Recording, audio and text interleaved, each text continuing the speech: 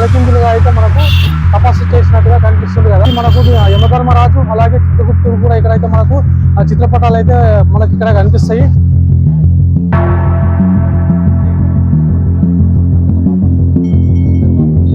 ఆంజనేయ స్వామి అయితే భారీ విగ్రహం అయితే మనకు కనిపిస్తుంది కదా.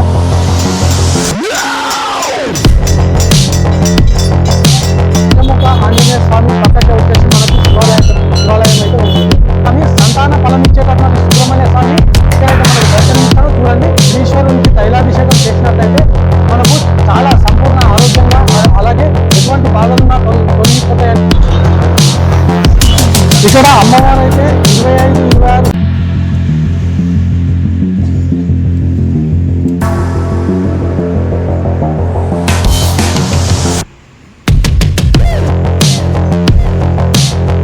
Hi friends, welcome to our channel village Telugu Vihari. Friends, చాలా రోజుల తర్వాత మళ్ళీ మీ ముందుకు వచ్చాను. ఈ వీడియోతోనైతే మళ్ళీ వీడియోలు అయితే స్టార్ట్ చేస్తున్నాను. ఇప్పటి నుంచి అయితే కంటిన్యూగా వీడియోలు వస్తాయి, చూడండి. ఇప్పుడైతే ప్రస్తుతానికి అయితే మనము మియాపూర్లో ఉన్నటువంటి కాళీమాత టెంపుల్ దగ్గర అయితే ఉన్నాము. శ్రీ కాళీమాత ఇక్కడ పవర్ఫుల్గా అవతరించింది. 25, 26 సంవత్సరాల నుంచి కూడా ఇక్కడ పూజలు అందుకుంటూ భక్తులకు నిరంతరము కాపాడుతూ ఉందని కూడా చెప్తున్నారు. ఇక్కడ వచ్చిన భక్తులకు కోరిన కోరికలు తప్పకుండా తీరుస్తుందని కూడా ఇక్కడ వచ్చిన భక్తులు మళ్ళీ మళ్ళీ వచ్చి కూడా అమ్మవారికి అయితే మొక్కులు చెల్లించుకుంటున్నారు. ఇక్కడ ఉన్నటువంటి స్వామివారిని కూడా మనం అడిగి అయితే తెలుసుకుందాము. ఇక్కడ అమ్మవారి యొక్క పూజలు ఎలా చేస్తారు, అలాగే అమ్మవారికి మొక్కులు ఎలా మొక్కుకుంటారు, ఎలా తీర్చుకుంటారు అనే విషయాలు కూడా ఈ వీడియోలో మనం పూర్తిగా తెలుసుకుందాము. అయితే ఈ వీడియో పూర్తిగా చూడండి, ఒక లైక్ మాత్రం చేయండి.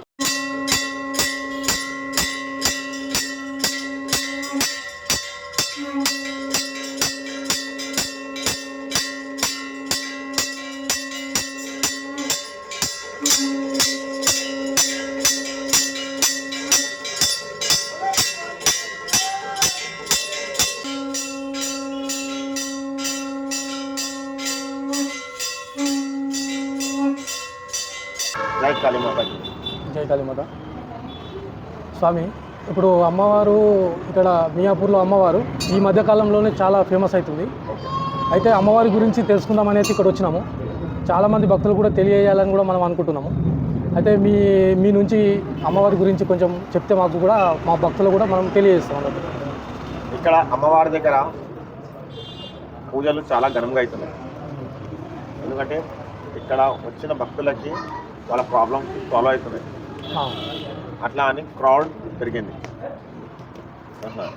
ఎందుకంటే గత పూజలకైనా ఇక్కడ ఈసారి పూజలు చాలా మంచిగా అవుతున్నాయి, ఘనంగా అవుతున్నాయి. అమ్మలో ఒక శక్తి పెరిగింది. ఎట్లా అంటే పూజలు చేస్తూనే ఉంటేనే క్రౌడ్ పెరుగుతుంది. వచ్చిన భక్తులకి వాళ్ళ ప్రాబ్లమ్ సాల్వ్ కావాలి. చాలా బాధలతో వస్తారు. వాళ్ళ బాధలతో వచ్చినందుకు ఒక్కరి నుంచి స్ప్రెడ్ అయ్యి పబ్లిక్ చాలా వస్తున్నది. ఇంకొకటి, ఈ గుడి ఇంకా ఫేమస్ కావాలంటే యూట్యూబ్ ఛానల్ వల్లనే ఫేమస్ ఎక్కువ అయ్యింది. ఎందుకంటే వినీత్ ఇంకా మమతా యూట్యూబ్ ఛానల్ వాళ్ళు ఇద్దరు చాలా మరి వినీత్ చాలా ఎక్కువ అంటే చాలా స్ప్రెడ్ అయింది అట్లా అని. ఎందుకంటే మమతా వచ్చి మొత్తం రీల్స్ తీసుకోవడం చేయడం, పబ్లిక్కి స్పెండ్ చేయడం అట్లా అని చేసినాక ఇక్కడ ఏమంటే పోయినసారి శాకాంబరి చేసాం, ఈసారి ఇంకా ఘనంగా శాకాంబరి చేసాం. బోనాల పండుగ ఆషాఢ మాసంలో చాలా మంచి చేసినాం. అట్లా అని మైల బోనం కానీ, మారబోనం కానీ, ఘటం బోనం కానీ చాలా మంచిగా చేసినాము. పూజలు కానీ, నవరాత్రి ఉత్సవాలు కానీ అన్నీ చాలా మంచిగా చేసినాం అమ్మవారి దగ్గర. అట్లా అని క్రౌడ్ చాలా పెరిగింది.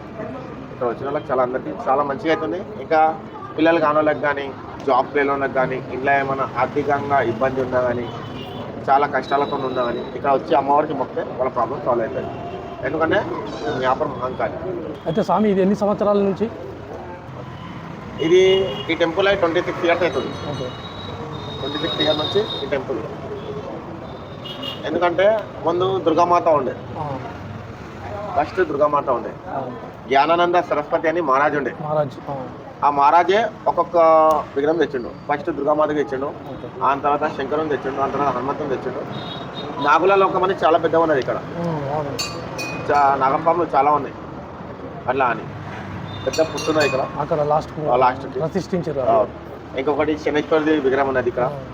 ఎందుకంటే చాలా మంచిది. ఇంకా యమధర్మరాజు ఉన్నాడు, చిత్రగుప్తుడు ఉన్నాడు, ఇంకా ఆకాశలింగం, అఘోరలింగం ఉన్నాడు, ఇంకా కాలభైరవుడు ఉన్నాడు, ఇద్దరు భైరవులు ఉన్నాడు, ఎల్లమ్మ తల్లి ఉన్నది. ఎందుకంటే చాలా పవర్ఫుల్ ఉన్నది చెప్తున్నారు.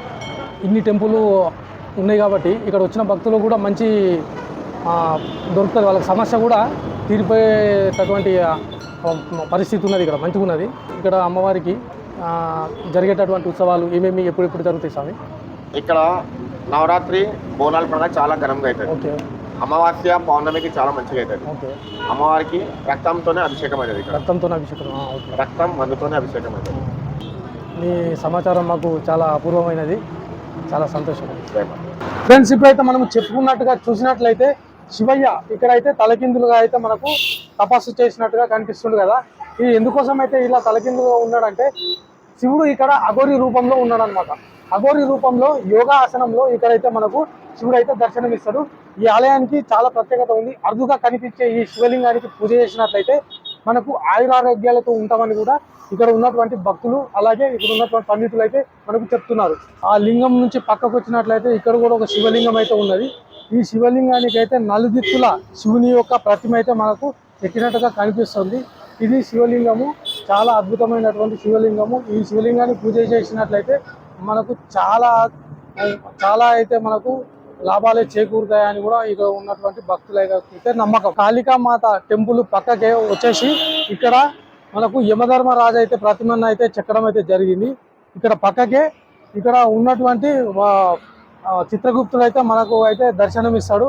మనుషులు చేసినటువంటి పాపాలను చిత్రాలుగా రాసేటటువంటి చిత్రగుప్తుడు అయితే మనకైతే ఇక్కడ కనిపిస్తాడు. చూశారు కదా, శ్రీ పంచముఖ ఆంజనేయ స్వామి అయితే భారీ విగ్రహం అయితే మనకు కనిపిస్తుంది కదా.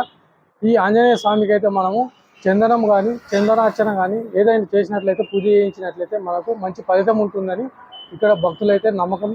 అలాగే ఇక్కడ వచ్చినటువంటి కాళీమాత టెంపుల్కు దర్శించడానికి వచ్చినటువంటి భక్తులు ఆంజనేయ స్వామి తప్పకుండా దర్శించుకుంటారు. ఎందుకంటే పక్కకే ఉంది కాబట్టి ఇక్కడ ఒక ఆలయం కాదు 2-3 ఆలయాలు కూడా ఇక్కడైతే మనకు ఉన్నాయి. అలాగే పక్కకే శివాలయం కూడా ఉంటుంది, అది కూడా చూద్దాం రండి.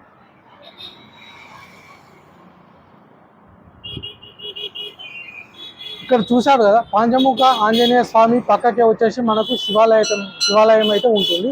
అలాగే శివలింగము అలాగే నందీశ్వరుడు ఇద్దరు కలిసి ఇక్కడ అయితే మనకు దర్శనం ఇస్తారు. ఇది ఎక్కడలోది మియాపూరు బొల్లారం పోయే రోడ్కు పక్కనే అయితే ఈ ఆలయం అయితే ఉంటుంది. ప్రతి ఒక్కరు కూడా ఈజీగా అయితే ఈ ఆలయాన్ని అయితే చేరుకోవచ్చు. అయితే ఈ శివాలయం చూసినాం కదా మనము, పక్కకే సుబ్రహ్మణ్య స్వామి ఆలయం అయితే ఉంటుంది, చూడండి.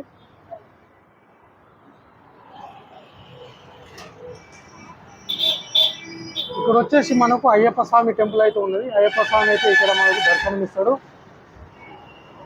అయ్యప్ప స్వామి టెంపుల్ పక్కకే వచ్చేసి మనకు ఆ టెంపుల్ను ఆనుకొని ఈ 4-5 టెంపుల్ కూడా మనకు అన్నీ కలిసే ఉంటాయి.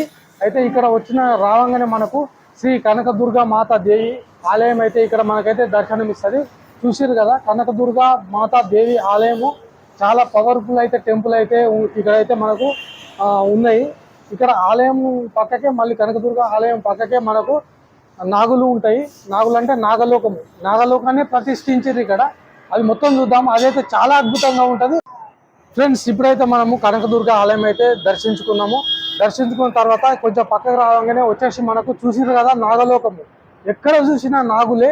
కనీసం అంటే ఒక 300-400 విగ్రహాలు అయితే మనకైతే ఇక్కడైతే దర్శనమిస్తాయి. ఇక్కడ చూసిరనుకో, ఇక్కడ శనీశ్వరుని విగ్రహం కూడా మనకు దర్శనమిస్తాడు. చూడండి, శనీశ్వరుడు. ఇక్కడ ఎటువంటి బాధలు గ్రహ పీడలు ఉన్నా కానీ శనీశ్వరునికి తైలాభిషేకం చేసినట్లయితే మనకు చాలా సంపూర్ణ ఆరోగ్యంగా అలాగే ఎటువంటి బాధలున్నా తొలగిపోతాయని కూడా ఇక్కడ మనకు శనీశ్వరుని ద్వారా అయితే మనకు చాలా మంది కూడా చెప్పడం అయితే జరిగింది. అలాగే శనీశ్వరునితో పాటు అయితే చాలా విగ్రహాలు అయితే ఇక్కడ మనకు దర్శనమిస్తున్నాయి. చూసిరా, కనుల విందుగానైతే ఇక్కడ ఉన్నటువంటి విగ్రహాలు చూస్తే కనుల విందుగా ఉన్నాయి. అయితే ఒక్కొక్క నాగ ప్రతిమకు ఒక్కొక్క పేరు అయితే ఉంటుందట. ఆ పేర్లు అయితే మనకు తెలియదు, ఎందుకంటే నాగుల యొక్క సంతతియే మొత్తం నాగులు సంతతియే ఈ యొక్క ప్రతిమలట. అయితే వీటిని చూసినట్లయితే చాలా కనుల విందుగా ఉంది. ఏదో నాగలోకానికి వచ్చినట్లయితే నాకైతే చాలా బాగా అనిపిస్తుందండి. ఇప్పుడు చూసిరు కదా, అయితే సంతానం లేని వాళ్ళైతే పూర్వకాలం నుండి కూడా ఇప్పటి వరకు సంతానం లేని వాళ్ళు ఒక్కొక్క విగ్రహం తెచ్చి వాళ్ళు జంటలు ఇక్కడ వచ్చి అయితే వాళ్ళు ప్రతిష్టాపన చేసేవాళ్ళట.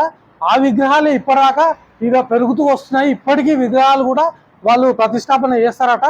అయితే ఇక్కడ వచ్చేసి మనకు ఈ నాగలోకానికి అధిపతి అయినటువంటి సుబ్రహ్మణ్య స్వామి, సంతాన ఫలం ఇచ్చేటటువంటి సుబ్రహ్మణ్య స్వామి ఇక్కడైతే మనకు దర్శనమిస్తాడు. చూడండి, నాగుల యొక్క ప్రతిమతో మనకైతే సుబ్రహ్మణ్య స్వామి దర్శనమిస్తుండు. చాలా భారీ విగ్రహం అయితే ఇక్కడ ఉన్నది.